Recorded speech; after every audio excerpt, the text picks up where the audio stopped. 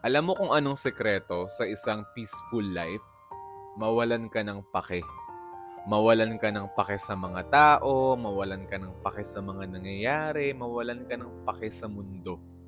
Tapos, ang iintindihin mo lang yung sarili mo, yung pamilya mo, yung mga taong malapit sa'yo. Ako, to be honest, dati mapangmata ko.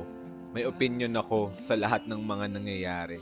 Dapat sa bawat sitwasyon, meron akong say. Dapat nakapaghiwalay na siya, niloloko naman siya. Dapat yung presyo ng bigas ganito kasi kahit sa mga simpleng bagay, marami akong opinion. And sa totoo lang nakakapagod. Kaya nung nawalan ako ng pake sa iba at mas inintindi ko yung sarili ko, naging mas mapayapa yung buhay ko. There are things that you cannot control. Pero napakarami ding bagay na kaya mong kontrolin. At number one doon ay yung actions mo at yung buhay mo. Focus with what you have, focus on the present, and focus on your situation. Huwag ka nang magsayang ng oras kakaalala sa iba. Kadalasan hindi ka naman nila matutulungan.